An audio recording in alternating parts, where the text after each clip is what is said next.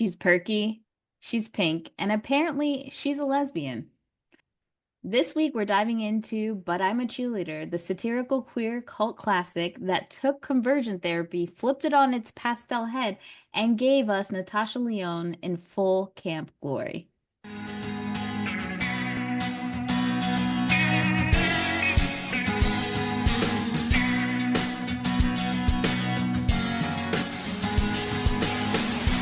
Welcome to the No More Late Fees podcast. I'm Jackie. And I'm Danielle, and we're just two best friends and ex-Blockbuster employees rewatching some of the best and worst movies from the late 90s and early 2000s. With iconic performances, dreamy visuals, and a whole lot of gay panic, this week we're diving into 1999's But I'm a Cheerleader. But before we dive in, let's get into some housekeeping. That was beautiful. Thank you. If you love the podcast and you want to support us, here's a few ways that you can. You can buy us a coffee on coffee.com. Every contribution helps us to keep the Blockbuster vibes alive. Visit us at ko-fi.com/no-more-late-fees. And if you're looking for some nostalgic merch, make sure you check out our Amazon store for curated picks inspired by our favorite 90s and 2000s movies. Just head to amazon.com/shop/no-more-late-fees podcast. And if you think we're unhinged on the podcast, you should become a Patreon bestie because the good stuff is over there. You'll get hot takes, deep dives, behind the scenes fun. Just head on over to patreon.com/no-more-late-fees. And of course, we're joined this week by our returning guest, Zoe. Hello, Zoe. Welcome back. Hey. If you want to learn more about Zoe, check out the previous episodes of Joyride and our Rolling Stones Top 500 list and the bonus episodes that we just recorded, where we go camp or cult classic with some of our favorite 90s and 2000s movies. So you definitely want to check that out. But Jackie, tell us what But I'm a Cheerleader is about. So Megan considers herself a typical American girl. She excels in school and cheerleading, and she has a handsome football-playing boyfriend, even though she isn't that crazy about him. So she's stunned when her parents decide she's gay and send her to True Directions, boot camp meant to alter her sexual orientation. While there, Megan meets a rebellious and unashamed teen lesbian, Graham. Though Megan still feels confused, she starts to have feelings for Graham. It stars Natasha Lyonne, Clea Duvall, Melanie Lynskey, RuPaul Charles, Eddie Ciberon, Dante Bosco, and Kathy Moriarty. You can currently watch it on Tubi, Plex TV, Fubo TV, and Philo. But before we start, let's get into our ratings rewind.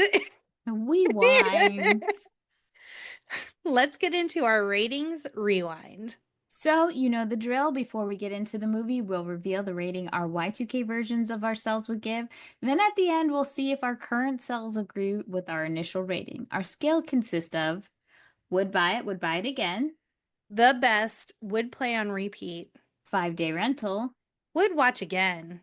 2-day rental. Okay, but nothing to write home about. And same-day rental.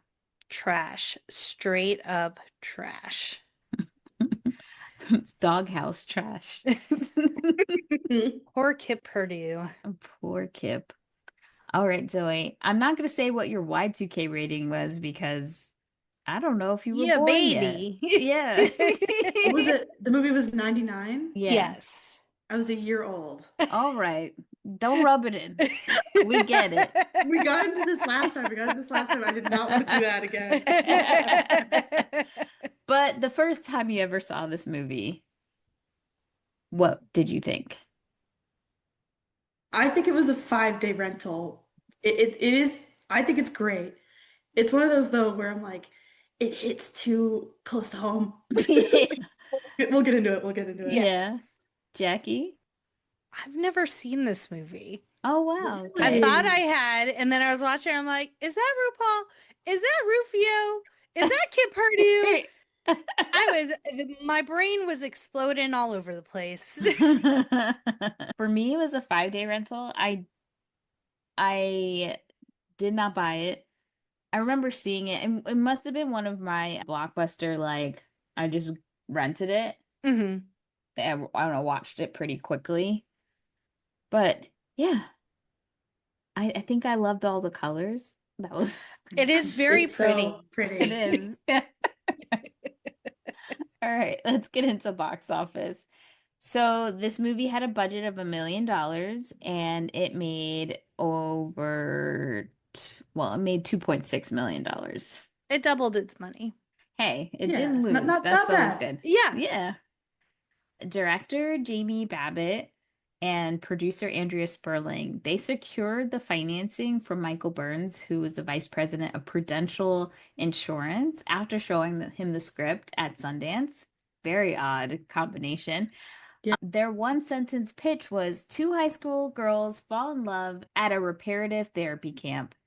Burns gave an initial budget of $500,000, which was increased to $1 million when the film went into production. And then the film premiered at the Toronto International Film Festival in September 12th of 1999 and then was screened in January 2000 at the Sundance Film Festival. It was shown at other international film festivals, including Sydney Gay and Lesbian Mardi Gras Festival and the London Lesbian and Gay Film Festival. Never knew of these festivals before. Good to Yeah. know.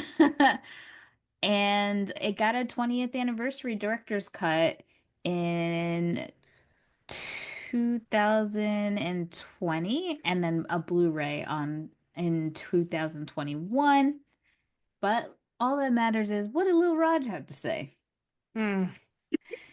Lil Raj gave it 3 out of 4 stars, stating, "But I'm a Cheerleader is not a great breakout comedy, but more the kind of movie that might eventually become a regular on the midnight cult circuit.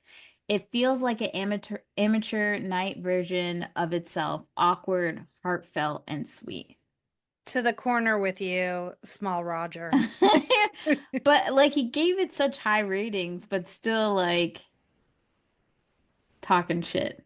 Yeah. Oh, Raj. That was a lot of his reviews, though. They all were like, Yes. I cannot believe it's somebody greenlit this. Like Yeah. every time. But it's 3 Did stars. he even like Yeah. movies is a question. Yes, very true. But before we get into the cast and crew, let's hear a message from our pod pals. Hello, kids of the 80s, 90s, and beyond. Radical Ryan Hunter here from the Radical Retro Rewind podcast. Join me along with everyone's favorite brother, David, and the movie geek Rob every Friday as we discuss everything from movies, TV, video games, music, action figures, and more. Every week's another adventure. We're available on Apple Podcasts, Spotify, and most podcasting platforms. Hope to see you there, radical ones. All right, Jackie, cast and crew, what we got? So, But I'm a Cheerleader was director Jamie Babbitt's first feature film, following 2 short films, Frog Crossing from 96 and Sleeping Beauties from 99.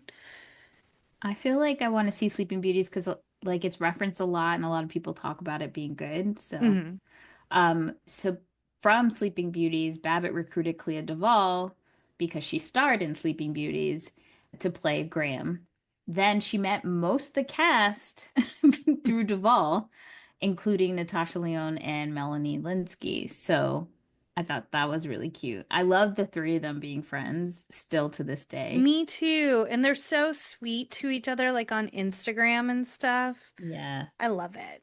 And I think they did another movie not too long ago together. And Melanie's husband, what's his name? Is it Jason Ritter? Yep. Who is the is the actor who had more chemistry with Hilary Duff than in Nature Yes. Boys. He was in the movie with them, so I thought that was really cute. So, yeah. Yep. And Natasha Lyonne first saw the script in the back of Clea Duvall's car and contacted her agent about it. Having seen and enjoyed Sleeping Beauties, she was eager to work with her. But Leon Natasha Lyonne was not the first choice for the role of Megan. Another actress had wanted to play the part, but eventually turned it down due to her religious beliefs and not wanting her family to see her on the poster. I want to know who this actress Me I do is. too. too. So, yeah. And Rosario Dawson was also considered for Megan, but the director's executive producer persuaded her that Dawson, who is Hispanic, would not be right for the all-American character. A conscious effort was made to cast people of color in supporting roles to combat what Babbitt described as racism at every level of making movies. Yeah. I mean, like, this is what's so crazy. Like, this was an independent film. Yeah. It wasn't even like a big studio. So imagine what it's like with big studio films. Right. When you have more people Right. To more making hoops to decisions. jump. Yeah. Yeah. And yeah. From the beginning, she intended the characters of Mike, who was played by RuPaul, Dolph by Dante Basco, and Andre, played by Douglas Spain, to be African American, Asian, and Hispanic, respectively. She initially considered Arsenio Hall for the character of Mike, but Hall was uncomfortable playing the gay role. Now, in the Black community, there has been rumors about Hall's sexuality for years. Oh, maybe he felt it hit a little too close to home. 4 years. And it's the like rumors have always been circulating around him and Eddie Murphy, Johnny Gill from New Edition. Like there was rumors that Johnny Gill was living in Eddie Murphy's like pool house. It's just always been there. Always. So when I saw this, I was like, yeah, too many rumors for him to, even if he's not, like Right. he just so much homophobia in the Black community, Yeah. even to this day, unfortunately. So Well, RuPaul made a rare appearance out of drag as Mike, one of the he camp did counselors. he did a great job. He did. I loved him in this role. And Melanie Lynskey was Jamie Babbitt's first choice to play Hillary after she saw her in Heavenly Creatures and Ever After. So additionally, Lynskey had already worked with Natasha in Detroit Rock City, which we've covered 2 out of the 3 of those movies. We have. Melanie Lynskey may be up there on our list of Oh, well, it's this movie. Yeah, now it's 3 3 movies. for Yeah. her. Yeah. But same with Natasha, it's 3 because of American Pie. Oh, that's right. Yeah. And this was the film debut of both Kip Purdue and Heidi Salzman. I don't remember what characters Heidi was, but welcome. I don't know. Hello, Heidi. Yeah. So let's get into But I'm a Cheerleader. So we meet Megan. She's an outgoing high school cheerleader practicing with her squad. And this opening scene is very telling because it does feel a little bit like Bring It On's opening scene where they're at practice, like a Mhm. little bit. But like the perspective almost instantly gets turned as you see Megan kind of replaying practice in her head and she's paying attention to asses and boobs and upskirts and stuff. So, but later on in the movie, she's like, yeah, doesn't everyone think like that? Like it's normal. And they're like, no, not everyone thinks like that. And that's when she's kind of like, oh, Oh, yeah. maybe I am a lesbian. I Real. love I love that they made her a cheerleader. So Babbitt said that the like her inspiration for this movie was that her mother ran a halfway house called New Directions, which by the way is glee coded. Just When gonna I say. yeah. So it was for young people with drug and alcohol problems, and she had wanted to make a comedy about rehabilitation and 12-step program. But after reading an article about a man who had returned from a reparative therapy camp hating himself, she decided to combine the two ideas. And with her girlfriend Sperling, she came up with the idea of, but I'm a cheerleader. And she kind of was aiming for a queer version of Clueless for the vibes and tone of the movie. And the cheerleader aspect is that they wanted the main character to be the pinnacle of the American dream, an American dream of femininity. So hence, a cheerleader. And then she also said that there was a lot of representation for more of the butch perspective with Go Fish and the Watermelon Woman, and this would be like the complete opposite. So very femme. yeah. Hence all the pinks and the blues and the It is also 1960s cool. housewives theme to It is cool going with like the cheerleader perspective because it's such like Yeah. a highly feminine thing. Right. And what's more feminine than loving other women? I'm just gonna say. Right. True. You ain't lie. We also meet her boyfriend, Jared. The making out scenes in this, My first note that I wrote was 2 minutes in and I'm already cringing because that's my experience. I literally have that exact experience. I've been on 3 dates with men in my life. Like that was it. I like hung the towel up. I was like, that's it. And literally I had that moment where I've been making out with a man in a car, bored out of my mind, and just feel like I'm being waterboarded with the amount of like stuff that's going on. It just was I literally like I had to like turn I had to already pause and I'm like I'm just 2 minutes in. I'm 2 minutes in. Like that's what I mean by this movie's too real. Yeah. I feel like I too have had that experience, except that I could not make myself like to be with women because I feel like I would love that because these men suck a lot. But I have had a man practically suck my face out and lick my face, and I'm just so grossed out by that. And you're like, who taught you that? Who told you it was okay? Ooh. Women, I think we need to start telling the truth more. Yeah. And stop being like quiet about it. Walk him through. Don't like that. Well, and just like the amount of confidence they have as they're doing, just like, oh yeah, like I know my shit. And then it's just like, no, like, stop. I have names for a few of the kissing moves. There's the frog, where it's like they're kissing you and they remember, oh, I think I'm supposed to use tongue. And then they go in, like it's quickly poking in and out. And I'm just like, gross. And then there's the swirl, where they're like trying to lick the roof of your mouth all the way to the bottom in a circle. And I'm just like, what is this? This is horrible. But like also more tongue equals better kissing. Didn't you ever learn that? No.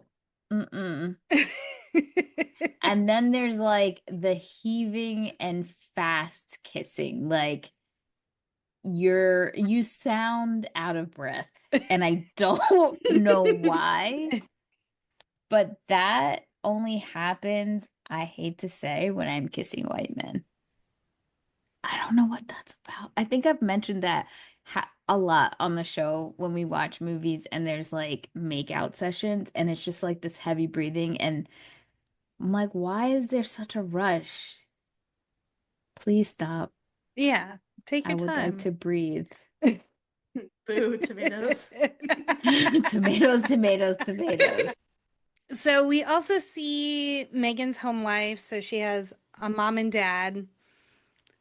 Sorry. And the mom is played by one of John Waters' faves. Mink Stole. Yeah. Yep. And it like very loving house, very religious, but like it seems like everyone's happy for the most part. But there's signs because she's now a vegetarian. When her mom was divvying out the food on the plate, I was like, where's her meat? And when she grabbed the second plate, I was like, oh, she got a second plate for the meat. Got it. But then she gave it to her dad, and I was like, oh, vegetarian. I don't know why it took me so long for that to click in. But apparently that was like a warning sign to her parents that she was a lesbian, which crazy. Which I think they mention when she gets to the camp something about vegetarianism. Yeah, they bring it up when they have her intervention, and Oh, then they that's bring it right. up again at the camp. She's like, because they start listing all the same things, and she's like, I just like vegetables. So now, like you mentioned, we have an intervention. And we forgot to mention Michelle Williams is one of like her cheerleader friends at school.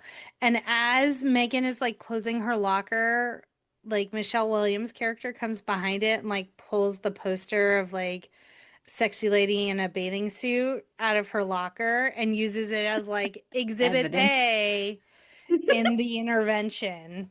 I knew that she, like, from her haircut, I automatically knew she must have been second season Dawson's Creek, because that's when Jen cut her hair. Ah, sorry, my ring light It's went out. okay. So everyone's pretty aware that she's lesbian except her, which I kind of feel was unfair to force her into outing herself. Like, she didn't even have that moment to like to have it within herself. Like, Yeah, everyone was kind of pushing that narrative, so they have her boyfriend drive her home, and he is driving extremely slow. You see people walking in on a bike passing her, and she's like, "Why are you Right. going this slow?" yeah. And it's because he's trying to give everyone else time to get there before they get there. And yeah, that's when they corner her. I don't want to say RuPaul, what's his name? Mike is there with his van ready to start this intervention. And I love that everyone has like a different like piece of evidence. And so it's like the swimsuit lady, the vegetarianism, her dad has like a giant Melissa Etheridge poster, Second Melissa Etheridge mention. right? What did the mom have? I forgot. I don't remember. And Jared's like, you don't even like kissing me. So And she's you know this, and yet you Right. still are constantly putting your tongue down my throat. yeah, The like audacity of men, really. Right. well, because it's a her problem, obviously. It Right, can't like be a not me at him all. problem. Yeah. So, yeah, Megan is very confused. She's like, I'm a cheerleader. Like, no, I'm I'm not I'm not queer. What are you talking about? I was confused because I'm like, is this in the middle of the school year, or is like school over? Because this Oh this yeah. camp is for 2 months, apparently. So it just felt like they were going to state or something. Like, and Yeah, we know football season doesn't end at the end of the year. It ends like in the early in the middle. or yeah, early in the beginning of the year. Yeah. Well, they send her off to True Directions, so it's a conversion therapy camp in some lady's house. Look, Sus. what I love about it, I love the decor, and I love that a good part of this is cleaning. Yeah. She does clean quite a bit. But I will say the thing that was over the top was that they have plastic on their beds. Yeah. I'm just like, that's a little much. Well, Maybe maybe the whole ruse is that she didn't even want to do a conversion thing. She's like, I just want people to come here to clean my house. yeah, maybe. And then she really wants her son to fix things, but he's more into sipping drinkies out of swirly straws. Well, I think she's doing this because the only person she really wants to convert is her son, played Yeah. by Eddie Cibrian, which is so funny because in real life, he is the most horniest straight man you could find Yes. ever. And but there's also a moment where she herself, I don't know what the conversion lady's name is kind of like looking at Megan and is kind of like, oh, hey. And I'm like, okay, so is she herself a lesbian and she's Oh, trying Mary. to convince herself otherwise.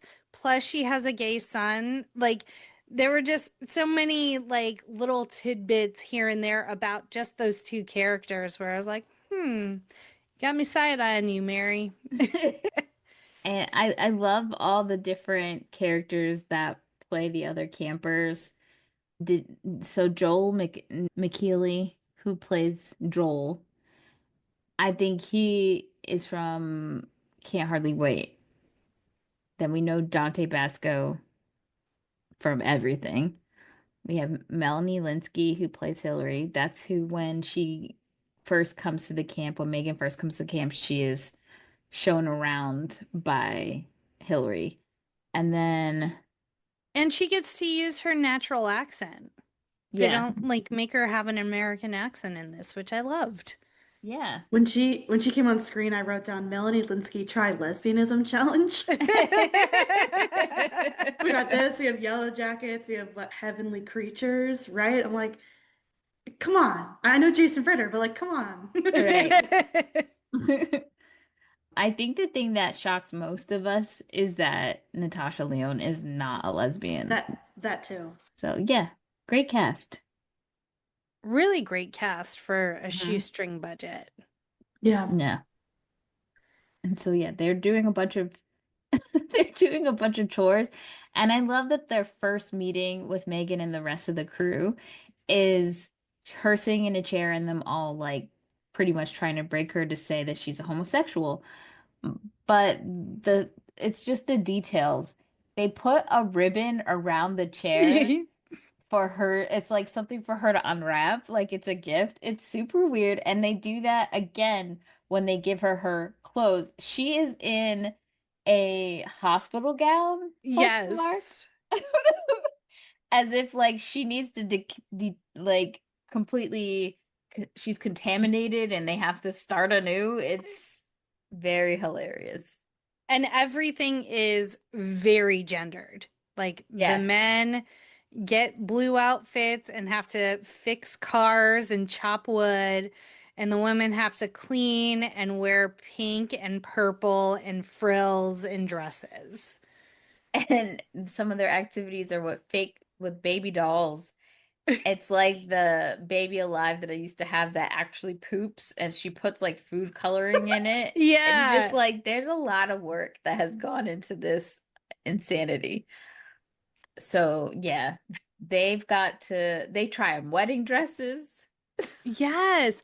I love that scene where like Melanie Lynskey's character is just like casually copying a feel on Jan. on Jan, like when she's supposed to be tailoring Natasha Lyonne's wedding dress. Oh, it's so good. And then there's a scene where Mike is trying to teach the boys how to fix a car, and he is gyrating, moving everything, and the guys are like drooling over it. And I'm just like, oh my God. And then Eddie Cibrian's character is in cooter cutters every chance he can get.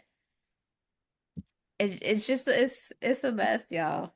I love that they take like obviously these very gendered activities, but they also do a really good job of making it how like people kind of in their minds imagine gay people to be like just Mm. salivating over like a guy fixing a car and like or even just how they adjust their clothing, like the guys are all in really short shorts or like very deep V's and things like that, and it's almost like understanding how like conservative red America views gay people almost, and like Like yeah, like they can't even help themselves or something. exactly, yeah, You're right. It is very, you could tell like it's an insane person projecting these yes, stereotypes on these kids.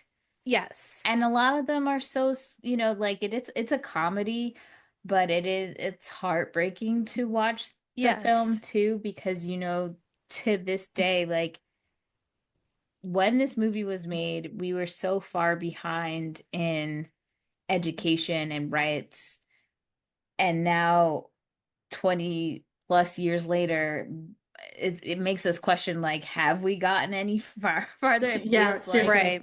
we've rewound back to even worse than where we were when the movie came out. And that there's still conversion therapy camps for these, poor people having to endure that. Wasn't Sucks. Bowen Yang sent to a conversion therapy camp? Oh, I don't know. I'm pretty sure he was. I think so. You see Megan kind of going through every day. They have that little mini intervention where they're trying to make her say she's a homosexual, just like Jackie said. This is where she's like, oh, everyone doesn't have these thoughts. Oh, I guess I am. So she has her revelation, and she's just trying her best to not get in trouble per se.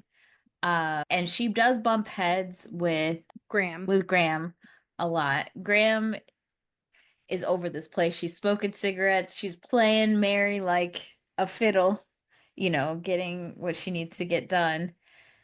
And we do have a parents' night where all the parents come, and we can see how bad it is for Graham because her dad is like a huge dickhead. Yeah. Like, pretty much telling her he'll cut her off. There's no place for her if she doesn't get through this program. And we find out later that Graham was actually caught with a friend of hers in her bedroom by her stepmom, and this is how she got there. And yeah, we see everyone's story pretty much the same. Like, none of the parents are very supportive and have threatened these children to be kicked out if they don't change. Yeah. Oh, we also get a scene where they get these, like, it looks like a vibrator with a shock, like an electrocuting end on it. Like, it is the most bizarre thing. And so, who is the one that is like all goth? Oh, that's Sinead, I think. Yeah. So Sinead is like having impure thoughts in quotation marks and is like literally shocking herself at night under her covers as she's having these thoughts. And then Megan's just like, hey, what you doing over there? Like, Yeah. She pulls back that girl's, like, I could have been masturbating. Mind your business. yes. I always thought it was going to be Hillary that was going to be the snitch, I guess you could say, but Megan is giving Yes. Karen Because vibes at times. yeah, because in a later scene when she's shocking herself because she's thinking of Graham, Kip Purdue and Dante are making out on the floor, and she like rings the alarm. I'm like, bitch, mind your business. It wasn't even ringing the alarm. This was like, so yes, she's accepted that she's a lesbian, but you could tell that she has some very strong views about gay people herself, because her reaction isn't like she's just shocked, but she goes, ew, and she's grossed out Yeah. by Dolph, and his name is Clayton. Yeah, by Clayton and Dolph. And so she inadvertently snitches on them because she can't keep it in Yeah. her disgust, unfortunately. And I really wish that that was addressed a little bit more. Yeah. Yeah. Well, it is kind of like what she's being told, right? It's kind of Right. like, okay, you're gay. This is something you need to fix about yourself, and we're all have to hold each other accountable. But You're also, I right. guess coming from like, yeah, she's a lesbian. Maybe who knows? Maybe she's never seen two guys before, Yeah. type Yeah. of thing. But totally, I mean, I feel like we see that a lot where there's like, I remember there's this famous YouTuber, Lo Anthony. I don't know if you remember him. He was like 2013, and he was very like outward and gay. He like loved Lana Del Rey, and then now he's gone through conversion therapy and is very Oh, much no. taken like Mm. on social media the God approach to things, which is great. Like great if that's like for you, but it's just one of those things you're like, it's so sad to see where it's like they could be just be dulled down the light Yeah. from like where you saw before. Yeah. So now the group is gonna sneak out and go to a gay club. What's the club called? Oh gosh. Cocksuckers? Cocksucker. so incognito. I also love that Jan has to get regularly waxed above her lip. And she has had a freaking breakdown where she's like, honestly, guys, I am not a lesbian. I just may look a certain way and everyone's just assuming, but I really like, I love dick. I love Yeah. men. I don't know why I'm here. I don't know why I'm here. Going back to like earlier when she's like in the like I'm a homosexual scene, when everyone is kind of like, well, like doesn't everybody look at women? Yeah. I thought that too growing up. I literally was like, what are you guys talking about? Like, don't we all like whatever are looking at everybody? I very much was I have like a specific memory of being like 12 years old and thinking to myself like maybe I'm gay because I always was like a late bloomer. I like still was like 12 years old, like still hadn't like started looking at boys yet when like all my classmates were. And I was like, well, maybe I just haven't gotten there yet. And I remember thinking to myself, maybe I'm gay. And I literally thought to myself, no, I'm not gonna think about that right now. And then I didn't address it for like 7 years. Yeah. I have to commend my mom because even when I was like in middle school and I'd go to like sleepovers and stuff, like my mom would say, she's like, it's totally fine to experiment. It's totally fine to have like a little crush. It's totally okay.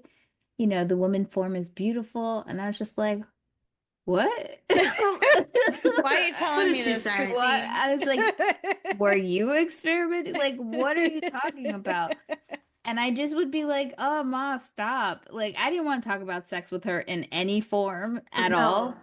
But now I look back and I'm like, that was really sweet of her to, like, if I was having those thoughts, to make it open that we could have a conversation, or that she was never making me feel like it was a bad thing per se, like that she was going to be supportive. And it took me a while for that like to click, because when I was younger I was just That's like, so sweet. stop. But yeah. Oh, and before we get to them sneaking out to the club, we forgot to talk about how they had to pair up and do Right. like weird, awkward, like dating scenarios and stuff. And I don't remember because there were two separate scenes. They had to pair like the girls each paired up with another girl to Right. like work on that stuff.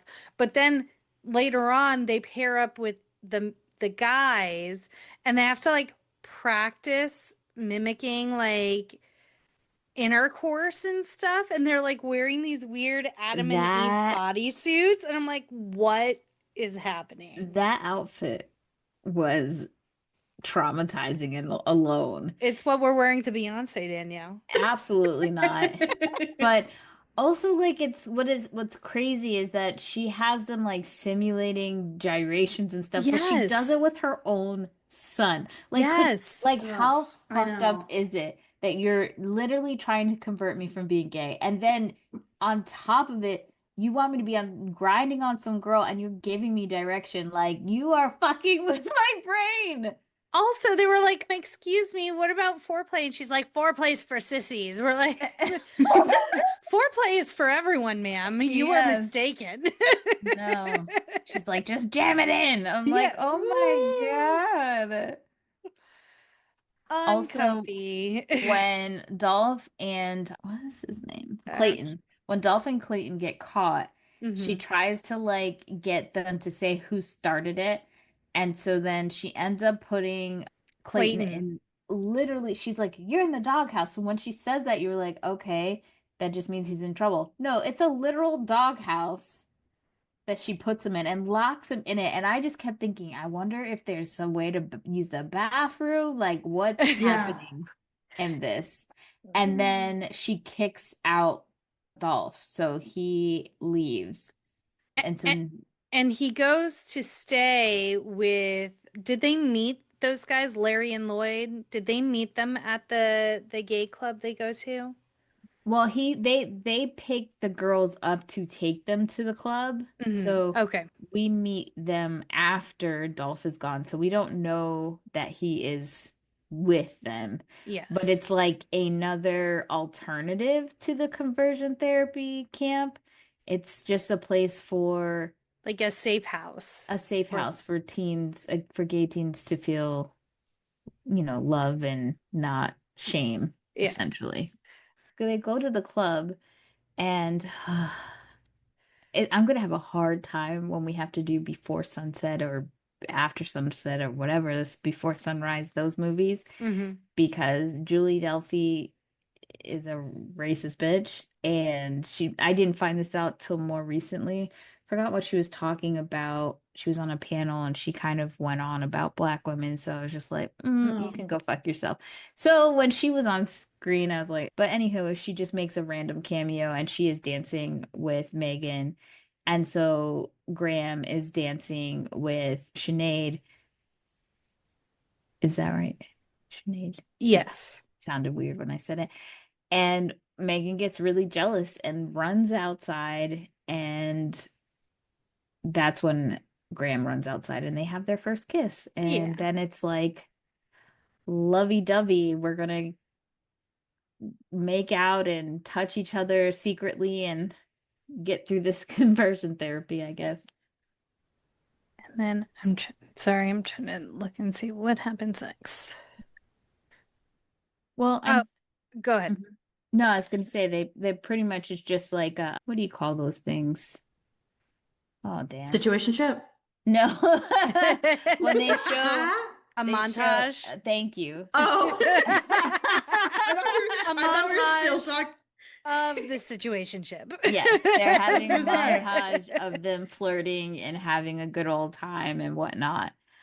And then they get in trouble because Mary finds a book of matches, I guess, under Graham's bed from the cocksuckers.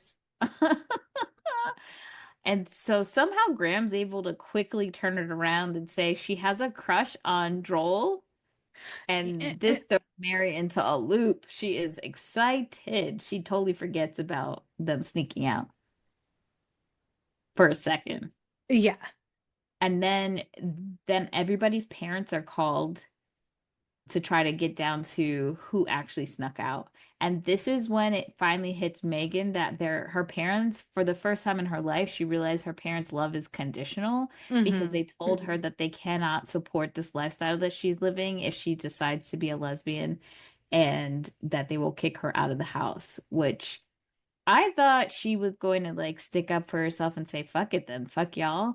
Yeah. But she completely says, okay, clocked it, got it. Well, because that's how she's been brought up, is like, be sweet, pray, and obey. Like, okay, like I understand my role in all of this. Yeah. Whatever.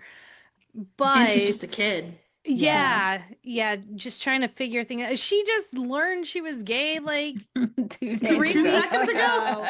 Yeah. So at this point, she goes to live with Larry and Lloyd. Oh, because she gets caught. She and Graham get caught kissing, and Graham like totally like turns tail on her, like very much is like kissing Mary's ass because she knows what's going to happen to her if she has to go home to her dad and stepmom. How did Mary find out? I don't know how I missed that.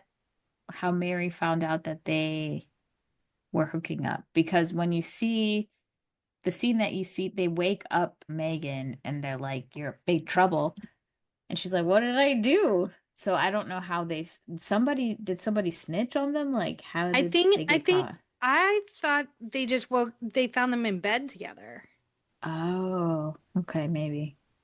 Because I could be wrong. Yeah. Or just Well, maybe they've been in trouble. They've been buddying this whole time. Yeah. Could also be that too. Yeah.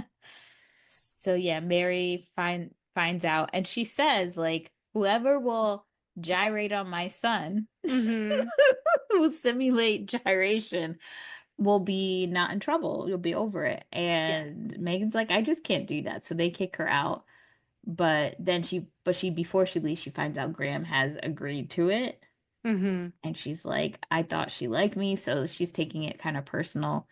And that's when she ends up going to, who is it? Larry and Lloyd's. Larry and Lloyd's house, where she sees Dolph, who has forgiven her. He's like, you did the best thing for me. Get me the hell out of there. Yeah. I had a thought and it's gone now. Hmm. It'll come back to. Oh, and in between all of this, Mike and Rock, the son, Mike RuPaul, the counselor, and Rock, the son, are having like googly eyes at one another too. So like we all know that conversion camp is not effective. Fucking working. Hence why every time the Republican committee or whatever, or their RNC meet, Tinder is on fucking fire every time. What was it that Conversion they shut down Grindr's like access Oh, or it's something not like Tinder, that? 'Cause they it's knew- Grindr. Yeah. Yes. I mean, but I'm sure it's the same. Yeah. I think we need to talk about RuPaul because RuPaul in this Yes. movie is so good. Yeah. I feel like if go ahead. Oh, I just think because he is who he is, like I think he has so much fun trying to like attempting to Yes. play Butch. Exactly. Yeah. And like he just all in. Like just whatever you need me to do, make it as campy as fuck. Like let's do this. Yeah. And like even when he first came on the screen, because I was like, is that RuPaul? Because he had like a little mustache and stuff, and like I've never seen him like that. I either see him full glam or I see him as like, hey, suits. in the workroom. Like Yeah. so it was super fun to see him in this role and just you could tell he was having a blast. I was thinking if they ever remade this movie today, the perfect person to play his role would have been Titus Burgess. Oh, I yes. feel like he would do so well because I think about the episodes of Kimmy Schmidt, which I know that show is problematic in some ways, but I will watch it every time because he's so fucking hilarious in it. There's an episode where he's trying to be Butch, and it is so hilarious because he can't do it. I love him. Yeah. So now, but because Megan is now like in a supporting environment. Thank you. I was like, area. Words hard. Because she's in a supporting environment, she has now like all of this self-confidence and like I know what I want. I have accepted myself and I'm not going to settle for less and like everyone else can go fuck themselves, like including my parents. Like if if their love is conditional, then I don't want it. But she still does want Graham. Yeah. And she goes to their graduation in her cheerleader pom-poms and sings her a cheer, which is very sweet. If a man sang that to me, I would melt. Even in cheer form. Because it was so earnest and sweet, and I feel so bad for Graham because girl, she looked a hot mess. Whatever they were trying to do with her hair, she looks like somebody forced to be a bridesmaid in a wedding they didn't want to attend kind of vibes. Mm-hmm. So she sings a cheer, and Mary's like ready to attack her. So she runs into the back of the truck, and then Graham's like, fuck it. And she runs and catches up with her girl. And they get in the back of the pickup truck and make out, and we Off hope into the sunset. Yeah.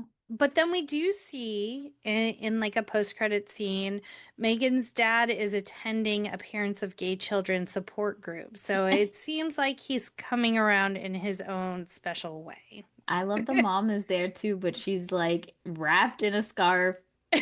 She's got sunglasses on as if like who in there is going to judge you? Everyone's in the same position. Like what are we doing? Well, and that is, but I'm a cheerleader.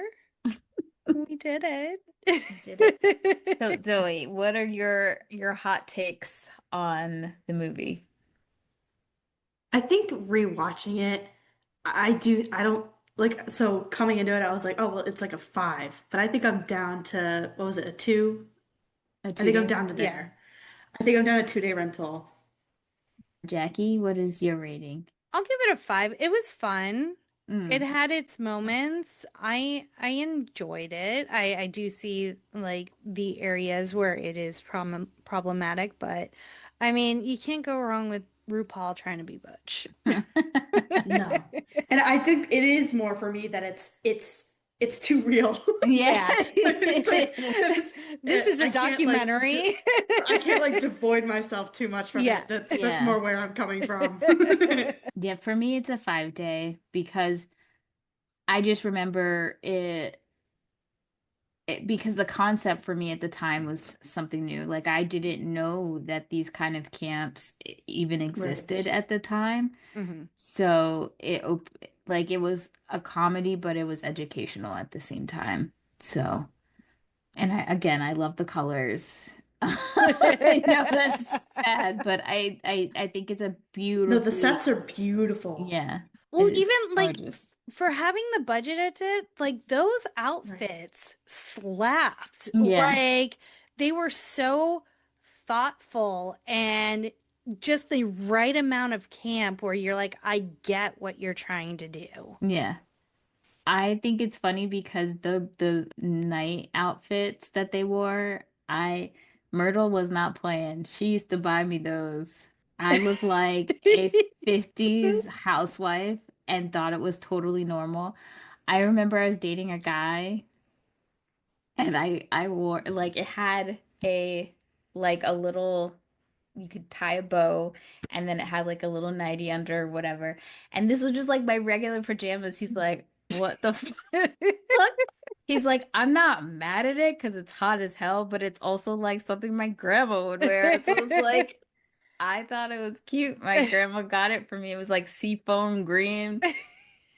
I thought it was great. So felt very relatable. I felt seen when I saw their pajamas. Oh, I miss those pajamas. Bring them back. You're Uh, grown. You own your own house. You pay the mortgage. You can wear whatever jammies you want to. you damn right. You're right about that. Let's see if there's any fun facts that we missed. So, the germophobic character of Mary Brown represents AIDS paranoia. Her clean, ordered world is filled with plastic flowers, fake sky, and PVC outfits. The external shots of the colorful house, complete with bright pink art agriculture fencing, were filmed in Palmdale, California. Hmm.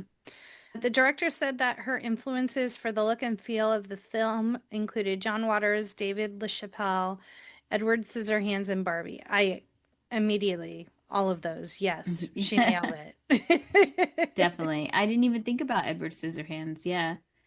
She wanted the production and costume design to reflect the themes of the story, the progression from the ordinary world of Megan's home life, where the dominant colors are muted oranges and browns, to the contrived world of true directions with intense blues and pinks, is intended to represent the artificiality of heteronormativity, which we kind of spoke to. When originally submitted to the MPAA rating board, but I'm a cheerleader received an NC-17 rating. So What? in order to get commercially viable R rated, Babbitt removed a 2-second shot of Graham's hand sweeping down Megan's clothed body, a camera pan of Megan's body when she's masturbating, and a comment that Megan ate Graham out. That's so crazy. Like, this is the most PG-13 movie Yes. ever. Yes. Right. I The fact just that it's feel R is crazy. So homophobia. crazy. I think it was trying to prevent, because it's geared towards teenagers. I think they did that on purpose to like Probably. prevent people to see it. This one hurt my heart. The day before shooting, Natasha Lyonne had gotten drunk and was tattooed on her back shoulder at a shop on Hollywood Boulevard. The director was so upset because Natasha had to film scenes in a sports bra doing cheer routines. And the director said, "How could you do this?" And Natasha responded, "I don't know what happened." That's wild. Because you can't, like, it's so new, you can't even put makeup on it to Makeup on cover it, it yeah. up. So Zoe, why don't you tell everyone where they can find you on social? You can find me at Some Like It Pop everywhere. I switched my content to making more of like edits, so I just make all types of fun stuff. I watch movies and I'm like, all right, that's gotta be something. And if you have any hot opinions or want to tell us how you felt about seeing this movie, hit us up at No More Late Fees on Instagram, Facebook, TikTok, Twitter, YouTube, Threads, and Blue Sky. Yeah. And you can also hit us up at our quick drop 909-601-6653. Twat us at the Twitters, hummus at the Threads, butterfly in the sky at Blue Sky, and you could be featured on a future episode. And join us next week as Pride Month continues with the Kevin Smith classic, Chasing Amy. Yay! And Zoe, it was too long between Yes. episodes. Please. I need to be loved on having more. you. I love being here. I couldn't believe it, but it's been 4 years. I know. Fully Did you rewatched Joyride. did you honestly think we forgot about you? Did you say, "Oh, them A little bitches"? bit. Oh no. When I got the email, I was like, oh my gosh. I got And as always, be kind and rewind.